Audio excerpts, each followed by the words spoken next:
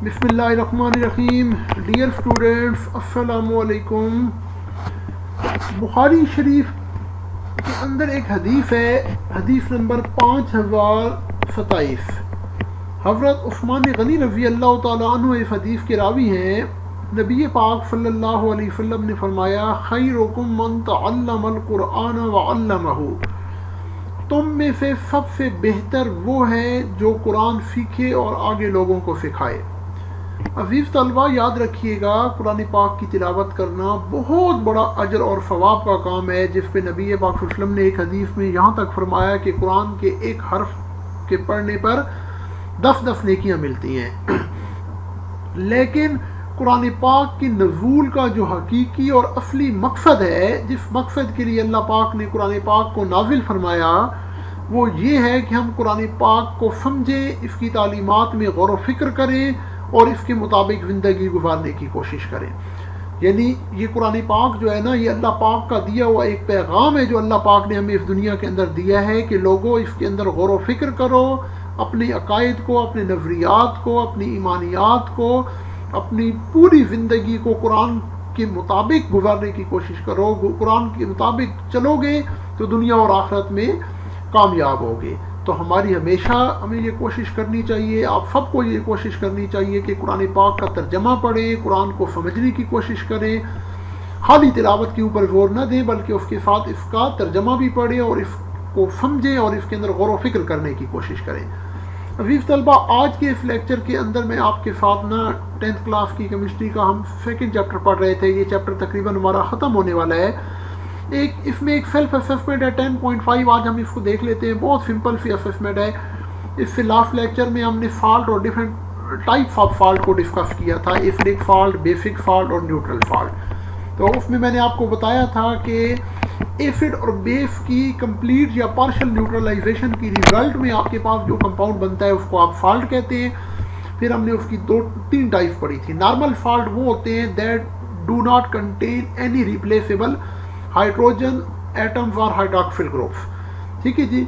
और acidic fault वो होते हैं जिनके अंदर रिप्लेसेबल हाइड्रोजन एटम्स मौजूद होते हैं, जबकि बेसिक फॉल्ट वो होते हैं जिनके अंदर रिप्लेसेबल हाइड्रॉक्सिल ग्रुप्स मौजूद होते हैं। इसकी डिटेल एग्जांपल के साथ मैंने आपके साथ डिस्कस की थी। तो ये सेल्फ असेसमेंट में आप ये पहला क्वेश्चन देखें, यहाँ पे आपको गिवन है कि hydroxide such as magnesium hydroxide called milk of magnesia is used as an antacid. It neutralizes excess stomach acid. Write complete and balanced chemical equation for this neutralization reaction. ये एक reaction में उसने आपको बताया है कि मिल्क ऑफ मैग्नीशिया को आप एंट एसिड यानी स्टोमिक की एसिडिटी को ख़त्म करने के लिए यूज़ करते हैं। ये हमारे स्टोमिक में जो HCl प्रोड्यूस होता है ना, उसके साथ रिएक्ट करता है। तो आप वो कहते हैं कि केमिकल इस रिएक्शन की आप बैलेंस केमिकल इक्वेशन लिखें, ठीक है जी। तो बहुत इजी है ये इक्वेशन, यहीं पे मैं आपको बता देता हूँ। ये मैग्नीशियम हाइड्रोक्साइड है आपके पास जी। तो रिएक्शन में उसने आपसे पूछा है मैग्नीशियम हाइड्रोक्साइड, इसका फार्मूला होता है MgOH होल ट्वाइस।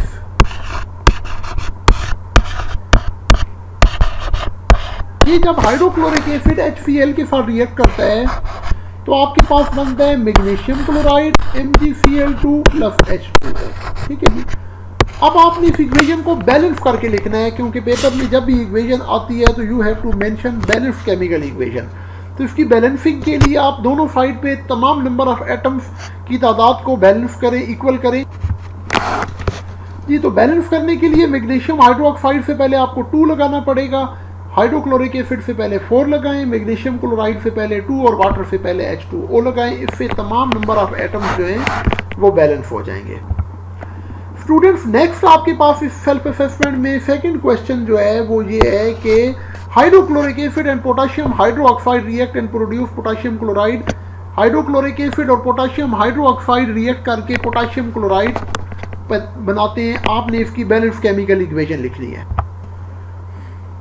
जी। तो इसके लिए आप रिएक्शन लिखें। पोटाशियम हाइड्रोक्साइड का फार्मूला होता है KOH।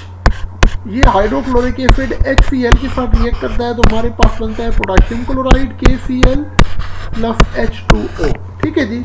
अब आपने इस रिएक्शन को क्या करना है, ये उसका आप समझ लें कि ये फर्स्ट पार्ट था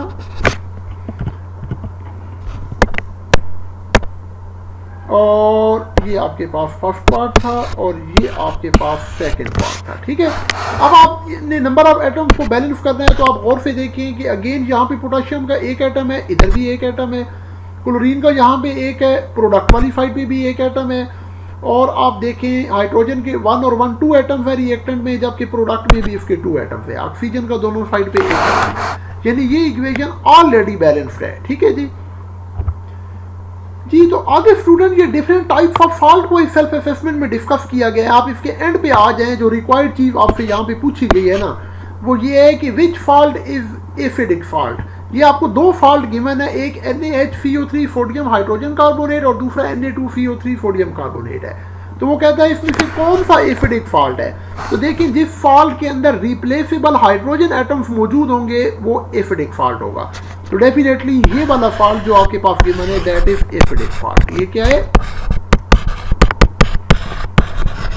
ये अगर आपसे MCQs में ऑब्जेक्टिव में पूछ लिया जाता है तो आपने इसी तरह इसकी शनाख्त करनी है। नीचे 2 फॉल्ट दिए गए जिनमें से वो आप कहता है कि नॉर्मल फॉल्ट बताएं। तो डेफिनेटली नॉर्मल फॉल्ट वो होता है जिसमें रिप्लेसेबल हाइड्रोजन एटम या हाइड्रॉक्सिल ग्रुप मौजूद नहीं होते।